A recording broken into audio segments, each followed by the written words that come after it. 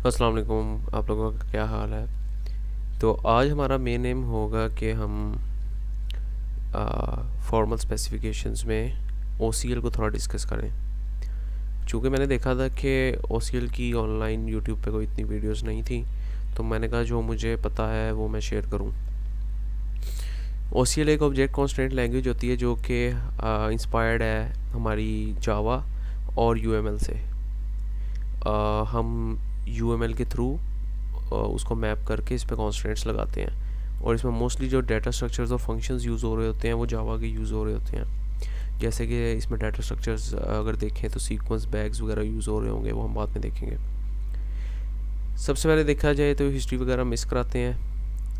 अच्छा, इसमें एक सबसे पहले हमारे पास, चूँकि हमें पता है कि फॉर्मल स्पेसिफिकेशंस एक डिफ़ाइन, हम इसमें शुरू से ही स्पेसिफिकेशंस डिफ़ाइन करते आ रहे हैं, तो इसमें एक इन्वेरिएंट का कॉन्सेप्ट आ जाता है।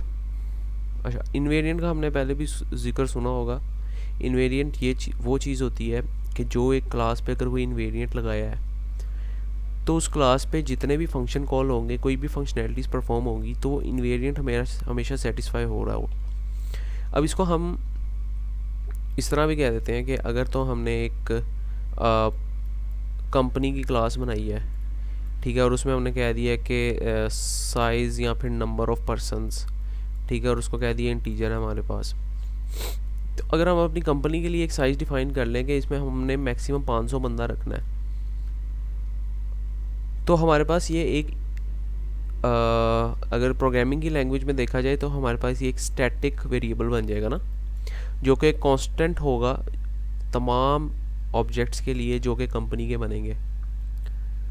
अगर तो हम एक इसको स्टैटिक रखा जाए कि जो कांस्टेंट होगा इन्वेरिएंट। अब इसको इन्वेरिएंट के साथ इस तरह मैप कर सकते हैं कि हम इस पर कोई भी फंक्शन हो, ऐड एम्प्लॉय, रिमूव एम्प्लॉय, जो भी हो, अब कुछ भी फंक्शन इस पर परफॉर्म हो, हमने कुछ भी इस क्लास के फंक्शंस के साथ छेड़खानी की है, तो हमारा वो इनवेरिएंट कभी भी हमारा डिनाई ना हो। मतलब ये इनवेरिएंट हमेशा सेटिस्फाई हो रहा हो कि हमारा साइज़, जितने भी एम्प्लॉयज़ हैं, हमारा size less than equal to 500 होना चाहिए।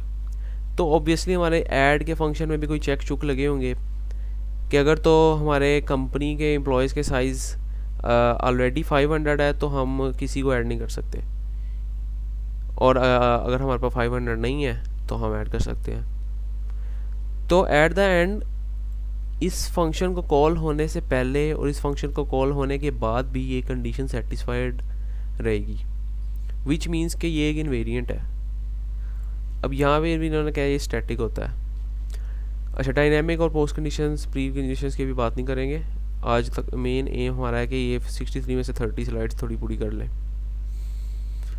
अच्छा, इसमें एडवांटेजेस देख लें, बेटर डॉक्यूमेंटेशन हो जाती है, जाहिर सी बात है, हम स्पेसिफिकेशन डिफाइन कर रहे हैं, हमारे लिए प्रोग्रामिंग में इजीनेस होगी। इम्प्रूव प्रिसीजन हो जाती है, हम पहले ही हम अपने कॉन्स्टेंट्स को डिफ़ाइन कर रहे होते हैं, जो कि हम नोट कर रहे होते हैं कि ये हम अगर इस तरह डिफ़ाइन करेंगे तो हमारा इस तरह कोड हम इस तरह कर लेंगे। मैप एक तरह से हम अपने कोड के थ्रू कर रहे होते हैं।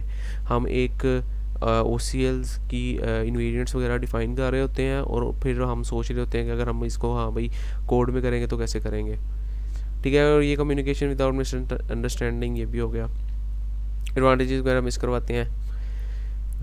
इसमें OCL में जैसे कि मैंने बताया था जावा से इंस्पायर्ड है, तो इसमें जाहिर सी बात है डाटा टाइप्स भी आ जाती हैं, रियल, स्ट्रिंग, इंटीजर, बूलियन, और इसमें हमारे साथ कलेक्शंस की टाइप्स भी आ जाती हैं, जिस तरह हमारे पास कलेक्शन, सेट, बैग, सीक्वेंस।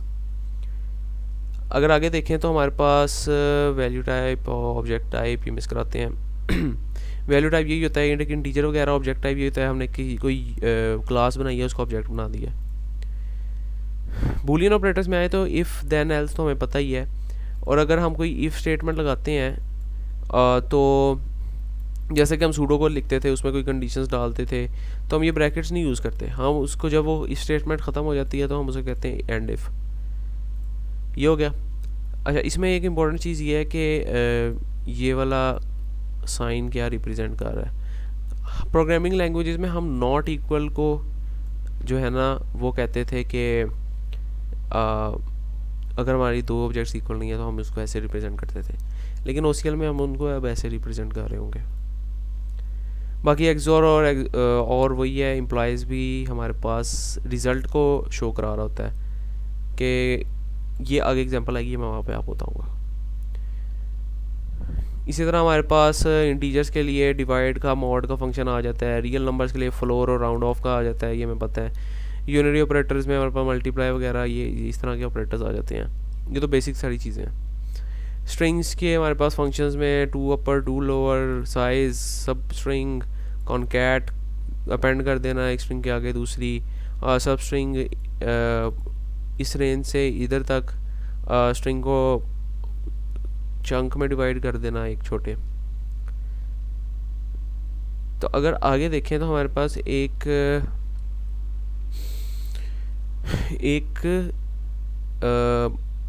देख लेते हैं कि इन्वेरिएंट को डिफ़ाइन कैसे करते हैं, और अगर हमारे पास एक क्लास है तो उस पर इन्वेरिएंट कैसे लगाना है। अगर ये हम एक एग्जांपल देखें तो हमारे पास एक एम्प्लॉयमेंट एजेंसी है और एक एम्प्लॉयमेंट एजेंसीज़ के पास मुख्तलिफ पर्सनस होते हैं, और एम्प्लॉयमेंट एजेंसी बेसिकली यही करती है ना कि जो आपके पर्सनस होते हैं और जो आपकी कंपनीज होती हैं उनके दरमियान एक ब्रिज का काम कर रही होती है। तो जिस तरह के लिंक्डइन भी एक एम्प्लॉयमेंट एजेंसी हो सकती है, एम्प्लॉयमेंट ऐप कह सकते हो उसको, कि कंपनीज और आप डेवलपर्स के दरमियान एक तरह से ब्रिज का काम कर रही है। तो पर्सन कंपनी में काम करता है किसके एवज, जॉब के एवज, तो ये एक एसोसिएशन क्लास है। इस तरह हमारे पास पर्सन का एक हस्बैंड हो सकता है या वाइफ हो सकती है, और 0 to 1 हो सकता है, या तो बैचलर हो सकता है या तो फिर हमारे पास मैरिड हो सकता है। इस तरह हमारे पास मुख्तलिफ इसमें फंक्शन आ गया इनकम का, इसमें कंपनी का नेम और बजट आ गया है। तो यह आगे देखते हैं। अगर मैंने कॉन्टेक्स्ट अच्छा इन्वेरिएंट डिफ़ाइन कैसे करते हैं। इन्वेरिएंट हमने डिफ़ाइन इस तरह करना है कि हमने डालना है इन्व, और आगे अपने दो कोटेशंस डालनी है, दो ई कॉलन डालना है, और आगे जो भी हमारा इन्वेरिएंट होगा वो हमने डिफ़ाइन कर देना, ठीक है। अच्छा, ये इन्वेरिएंट तो हमने डिफ़ाइन कर दिया, लेकिन हमें पता कैसे चलेगा कि भाई ये इन्वेरिएंट किस क्लास से बिलोंग कर रहा है। तो उसके लिए हम ऊपर कह सकते हैं कि कॉन्टेक्स्ट और क्लास नेम, कि जिस क्लास में हम ये इन्वेरिएंट लगा रहे हैं। अब इन्वेरिएंट लगाने का सिर्फ ये एक तरीका नहीं है। अगर तो आपने साइमल्टेनियसली दो इन्वेरिएंट्स लगाने हैं ना, जिसकी एग्जांपल हम आगे भी देखेंगे, अगर साइमल्टेनियस दो इन्वेरिएंट्स लगाने हैं तो हम इस तरह भी कर सकते हैं, एंड, ठीक है। एंड के बाद हम ये भी कर सकते हैं कि एक और इन्वेरिएंट हम डिफाइन कर रहे हैं और वो कर सकते हैं। अब ये इन्वेरिएंट नंबर 1 हो जाएगा, ये 2 हो जाएगा, जो कि सिंपल एक क्लास पे लग रहे होंगे, ठीक है। तो ये एक तरीका है। अच्छा, इसमें अगर हम कंपनी पे एक इन्वेरिएंट लगाए कि कंपनी का बजट हमेशा ग्रेटर दैन 50 होगा, मतलब ये जो कंपनी है हम इस पे एक कंस्ट्रेंट लगा रहे हैं कि इसका जो बजट होगा हमेशा ग्रेटर दैन 50, लाइक 50 कुछ भी हो सकता है, डॉलर्स हो सकता है, 50K डॉलर्स हो सकते हैं। तो ये हमारे पास एक तरीका है। कॉन्टेक्स्ट, क्लास का नाम, invariant, self dot budget is greater than 50। Self represent कर रहा है इस क्लास को, जिस तरह हम प्रोग्रामिंग में दिस करते थे ना, दिस डॉट, फिर हम एट्रीब्यूट को एक्सेस करते थे। तो यहाँ पे हम सेल्फ, अगर किसी ने पाइथन यूज़ की होगी तो वो समझ आएगा कि सेल्फ हम किस सिनेरियो में यूज़ कर रहे हैं। तो self dot budget is greater than 50। इसको करने का एक और तरीका ये भी है कि हम कंपनी का एक ऑब्जेक्ट बना लें और ये सेल्फ ना लगाना पड़े हमें। लाइक एक कॉन्टेक्ट सी टाइप का ऑब्जेक्ट बनाया कि सी एक नाम का ऑब्जेक्ट बनाया है कंपनी टाइप का, और इन्वेरिएंट डिफाइन कर दिया C dot budget is greater than 50। तो ये दोनों हमारे पास करेक्ट है। आगे अगर बात करें ये क्रेडिट कार्ड की एग्जांपल पे, तो रियल लाइफ में अगर हमारे पास कोई क्रेडिट कार्ड है HBL वगैरह का, तो हमें पता है कि उसकी कोई स्टार्टिंग डेट होती है, कोई एंडिंग डेट होती है। तो स्टार्टिंग डेट ये होती है कि वो कार्ड कब इशू हुआ था, और एंडिंग डेट ये होती है कि कार्ड कब तक है, कब तक एक्सपायर होगा। तो ये होगी स्टार्टिंग डेट हमारी, ये होगी एंडिंग डेट। तो credit card is valid from a date and credit card is good until a date. और 1/1 है, मतलब एक डेट ही वैलिड हो सकती है और एक डेट ही हो सकती है जब तक वो एक्सपायर ना हो जाए। ये हो गया। इस बिफोर का फंक्शन हमारे पास ट्रू रिटर्न करता है तब जब आपकी गिवन डेट आपकी कॉल्ड डेट से पहले की हो। लाइक एग्जांपल से देख लेते हैं। कॉन्टेक्स्ट हम क्रेडिट कार्ड की बात कर रहे हैं, तो यहाँ पे credit card invariant self dot valid from dot is before is, और अंदर हमने भेज दिया सेल्फ डॉट गुड अनटिल। अच्छा, हम कह रहे हैं कि सेल्फ डॉट क्रेडिट कार्ड पे लगाया है सेल्फ डॉट वैलिड फ्रॉम। अब हम एसोसिएशन क्लासेस के थ्रू भी एक्सेस कर सकते हैं इसके फंक्शंस को। Credit card dot valid from dot is before. Credit card चूँकि सेल्फ से हम डिटरमिन कर रहे हैं, self dot valid from dot is before. ठीक है, तो इसमें ये है कि अगर तो आपका सेल्फ डॉट गुड अनटिल मतलब कि एक्सपायरी डेट हमारी लेस होगी वैलिड फ्रॉम से, मतलब कि हमने इशू 2010 में किया है, हमारा कार्ड इशू 2010 में हुआ है और एक्सपायरी उसकी 2020 में है, तो ये हमारे पास एक वैलिड सिनेरियो होगा। लेकिन अगर हमारी इशू 2020 की है और वो एक्सपायरी दे रहा हो 2010 की, तो ये हमारे पास एक इनवैलिड सिचुएशन हो जाएगी। तो इस बिफोर हमारे पास ट्रू, इस सिनेरियो में ट्रू रिटर्न करेगा कि भाई ये जो आपने वैलिड फ्रॉम दिया ना, ये हमारे पास लेस है गुड अनटिल से। दिस मीन्स कि वैलिड फ्रॉम हमारे पास लेस है गुड अनटिल से। 2010 की आप सपोज करो आपकी वैलिड फ्रॉम थी और एक्सपायरी डेट आपकी 2020 की है, तो ऑब्वियसली हमारे पास वैलिड फ्रॉम लेस देन ये हो गया ना 2000 एक्सपायरी डेट। तो ये इनवेरिएंट हमारे पास एक तरह से ट्रू रिटर्न कर रहा होगा। तो ये एक सिनेरियो हो गया हमारे पास। इन्यूमरेशंस अगर देखी जाए तो इसमें हम सिंपल है कि अगर इन्यूमरेशंस बनाइए तो ऐसे बनाते हैं, ये हमें पहले ही पता है UML। अच्छा, इसको एक्सेस वगैरह कैसे करते हैं? अच्छा, एक कस्टमर है, उसका एक जेंडर हो सकता है, एक नेम हो सकता है, एक टाइटल हो सकता है। अब हम कस्टमर पे कॉन्स्टेंट लगा रहे हैं कि अगर तो उसका जेंडर मेल है ना, तो उसका टाइटल मिस्टर होना चाहिए। तो हम कह रहे हैं invariant self dot my gender, invariant किस पे लगाया है? कस्टमर पे। Self dot my gender is equal to अब इज इक्वल कंपेरिजन में हम डबल इक्वल डालते थे प्रोग्रामिंग में, यहाँ पे हम सिंगल इक्वल डालेंगे। Self dot my gender is equal to gender male. अगर तो मेरा माई कस्टमर एक है और उसका जेंडर इक्वल है इस इन्यूमरेशन के मेल वाले वेरिएबल के इक्वल, तो implies means this is the result that will be implied after satisfying this condition। if else भी कह सकते हैं। तो implies self dot title is equal to mister, तो हमारा जो self dot title है ना वो मिस्टर हो जाएगा। इस तरह हम फीमेल पे ला सकते हैं।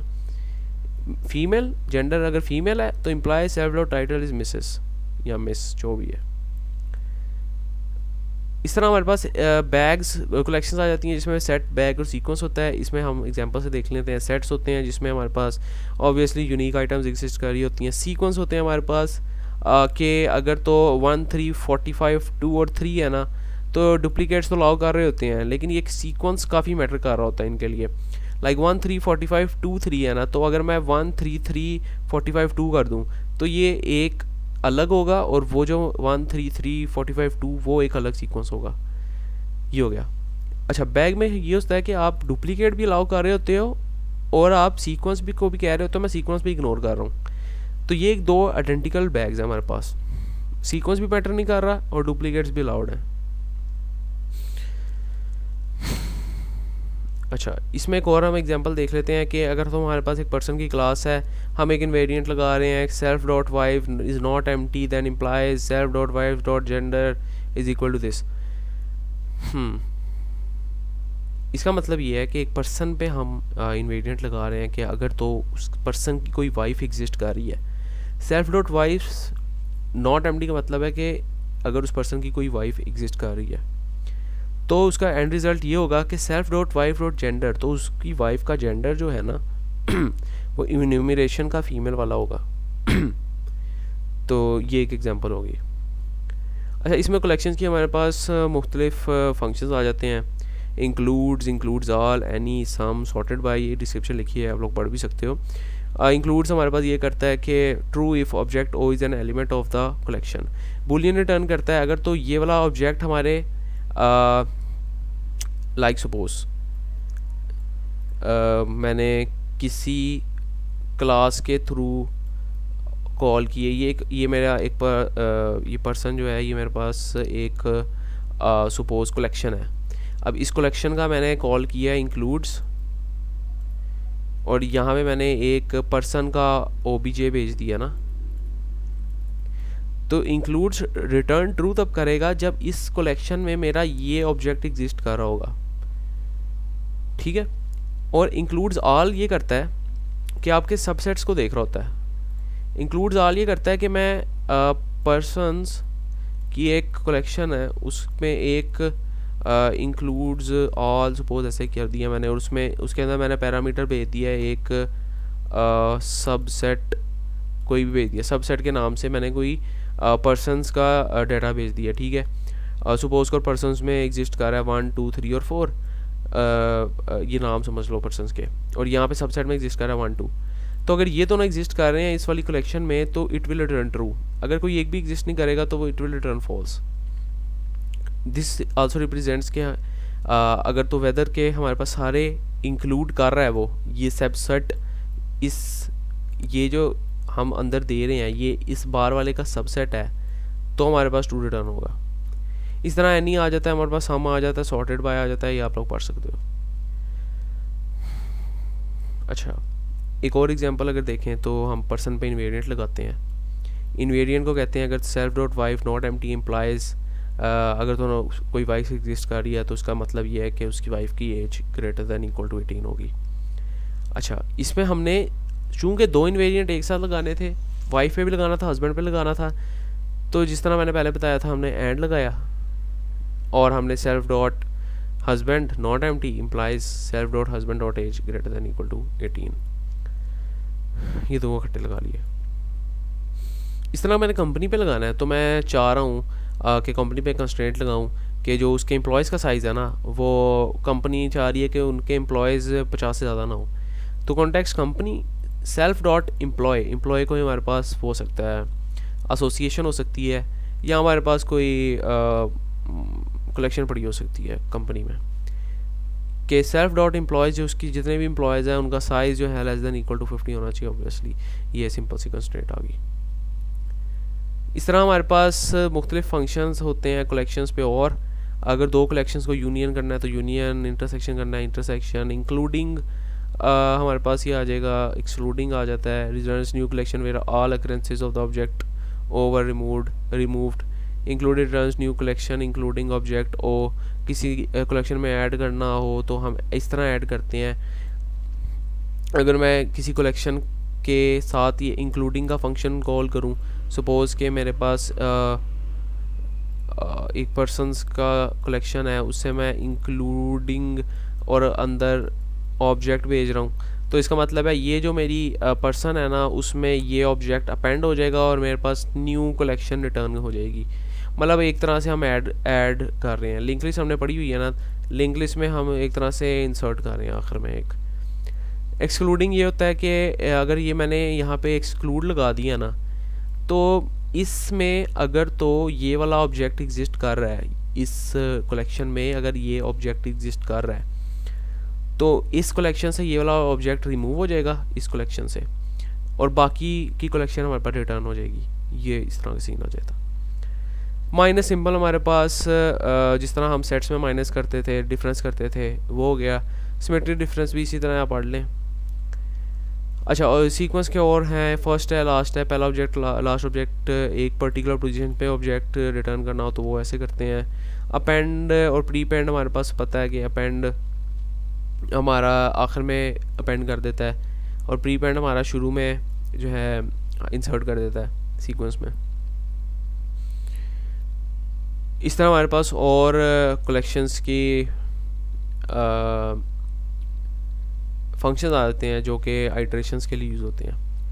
एग्जिस्ट हमारे पास ये करता है कि अगर तो if an expression is true for at least one element, अगर ये एग्जिस्ट के अंदर आपने कोई भी एक्सप्रेशन भेजा है वो किसी एक भी एलिमेंट के लिए ट्रू होगा ना, तो वो बूलियन में ट्रू रिटर्न कर देगा।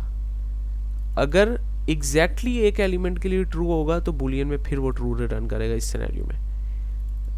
अच्छा, सेलेक्ट क्या करता है? सेलेक्ट करता है कि आपकी, जैसे कि हमने डेटाबेस पढ़ी थी, उसमें हमारे पास सेलेक्ट क्यूरी लगाते थे तो हमारे पास पूरी एक टेबल शो हो जाता है। इसी तरह वो हमारे पास ये पूरा सेट रिटर्न कर देता है। Suppose select where name is equal to Irtaza, तो जितने भी एम्प्लॉयज़ होंगे जिनके नेम इर्तज़ा होंगे वो एक सेट में रिटर्न हो जाएंगे हमारे पास। रिजेक्ट ये करता है कि जितने भी एम्प्लॉयज़ के नाम इर्तज़ा होंगे ना उनको रिजेक्ट कर देगा और बाकी जो एम्प्लॉयज़ बच जाएंगे उनका सेट बना के रिटर्न कर देगा। इस तरह हमारे पास बाकी फंक्शंस भी आ जाते हैं। अगर तो एम्प्लॉय एजेंसी पे एक मैं कंस्ट्रेंट लगा रहा हूँ, self dot person collect name. अच्छा, यहाँ पे कलेक्ट मैं बताता हूँ। अच्छा, कलेक्ट ये करता है कि हमारे पास बैग या सीक्वेंस रिटर्न करता है किसी एक एक्सप्रेशन पे।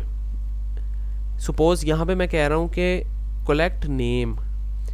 अब वो क्या करेगा कि जो मेरी पर्सन्स है ना, जितने भी मेरे पास पर्सन्स पड़े हैं एम्प्लॉय एजेंसी में, वो सारे पर्सन्स के नाम इकट्ठे करेगा, सारे पर्सन्स के नाम इकट्ठे करेगा, आइटरेट करेगा उन पे और उनके नामों को एक डाटा स्ट्रक्चर में इंसर्ट करके रिटर्न कर देगा। ये करता है ये।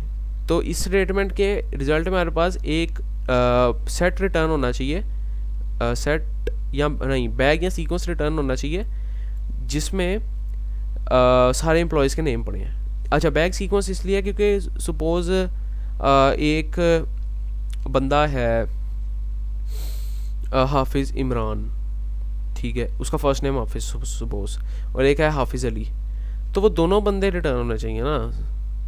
इसलिए है सेट हम यूनिक नहीं कर रहे बंदों को, उनके नाम यूनिक नहीं हो सकते बंदों के, तो इसलिए हमने इधर बैग या सीक्वेंस का है। अच्छा, इसमें और हमारे पास एक आ जाता है सिलेक्ट की क्यूरी। सिलेक्ट की क्यूरी में मैं बताया था कि पहले हम बूलियन हम एक एक्सप्रेशन देते हैं बीच में कि वो कंपनी, यहाँ पे पहले हमने ऑब्जेक्ट बना लिया कंपनी का और सेल्फ डॉट कंपनी, इस पे हम लगा रहे हैं इनवेरिएंट और हम कह रहे हैं ये क्या हुआ है,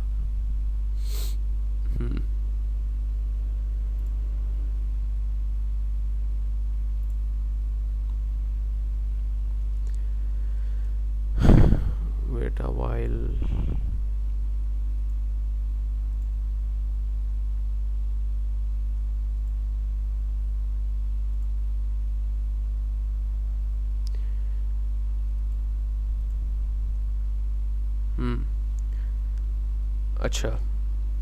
अच्छा एम्प्लॉय एजेंसी पे हम एक इन्वेरिएंट लगा रहे हैं कि उस एम्प्लॉय एजेंसी के साथ मुंसलिक जितनी भी कंपनीज़ हैं ना, जो कि एम्प्लॉय, हम पहले देख लेते हैं। हमने ऊपर बनाया कहा था कि एक लिंक्डइन टाइप का हमारे पास प्लेटफॉर्म है जिसमें पर्सन्स भी आते हैं, कंपनीज़ भी आती हैं। पर्सन्स और कंपनीज़ के दरमियान ये एक रिलेशनशिप बरकरार रखता है कि ये एक प्लेटफॉर्म प्रोवाइड कर रहा है पर्सन्स को, डेवलपर्स को हायर करने, कई कंपनी हायर कर सकती है डेवलपर्स को, उनके दरमियान रिलेशनशिप जॉब का है, ठीक है। तो ये हमारे पास एट्रीब्यूट्स वगैरह आ गए हैं, ठीक है। तो यहाँ पे हम देख लेते हैं कि हम कहते हैं कि सेल्फ डॉट कंपनी कि जितनी भी कंपनीज एम्प्लॉय एजेंसी के साथ मुंसलिक हैं उनमें से सिलेक्ट करो वो वाली कंपनीज, दिस मीन्स के कंपनी का ऑब्जेक्ट बनाया है और सी जिनका budget C dot budget greater than है 1 लाख से, वो वाली कंपनी सेलेक्ट करो और वो हमारे पास सेट नहीं हमारे पास, हाँ सेट रिटर्न हो जाएगा, यूनिक है ये।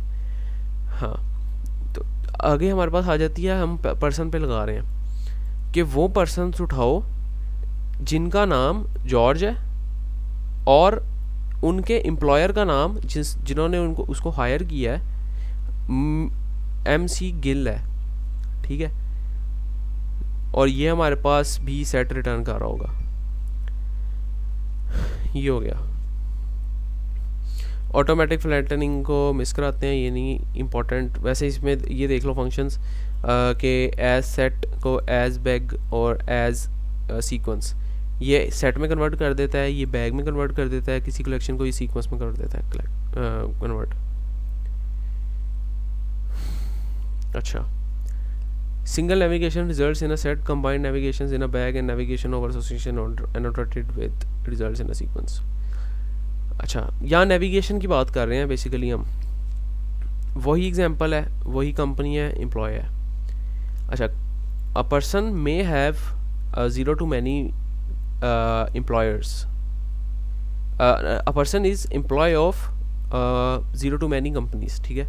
और company can hire persons 1 to many, क्योंकि एक कंपनी को एग्जिस्ट होने के लिए एक एटलीस्ट एक बंदा तो उसके अंदर हो कि वो जॉब कर रहा है, और मैनी भी हो सकते हैं। लेकिन पर्सन के लिए हमने कंस्ट्रेंट नहीं रखी कि वो किसी ना किसी कंपनी से बिलोंग कर रहा है, क्योंकि ज़रूरी नहीं कि पर्सन किसी ना किसी कंपनी से बिलोंग करे। कुछ लोग ऐसे भी होते हैं जिनकी जॉब नहीं होती, तो इस सिनेरियो को यहाँ पे मद्देनज़र रखा गया। इसी तरह अगर हम एम्प्लॉय एजेंसी पे एक कंस्ट्रेंट लगाएं और हम कहें self dot person dot employer dot का साइज़, तो इसका मतलब ये है self dot person dot employer का साइज़। इसका मतलब है कि एक एम्प्लॉय एजेंसी में हमारे पास जितनी भी कंपनीज रजिस्टर्ड हैं, एक एम्प्लॉय एजेंसी है जहाँ पे डेवलपर्स आते हैं और कंपनीज भी आती हैं, और वहाँ पे वो मीटिंग करते हैं और जो भी करते हैं, ठीक है। सपोज़ हमारे पास अब हमने देखना है कि हमारे पास वो तमाम कंपनीज और तमाम सेल्फ डॉट कंपनी के साइज़, ठीक है। हमारे वो तमाम कंपनीज और हमारे एक पर्सन की एफिलिएटेड कंपनीज से क्या ताल्लुक़ है। मतलब एक पर्सन है, वो 20 कंपनीज में सपोज करो हमारे पास, यहाँ पे देखते हैं, हमारे पास एक पर्सन है, वो सपोज करो कि 20 कंपनीज से एफिलिएटेड है, वो 20 कंपनीज में जॉब कर रहा है, क्योंकि ये हमारे पास ये शो कर रहा है कि एक से ज़्यादा कंपनीज उसको हायर कर सकती हैं।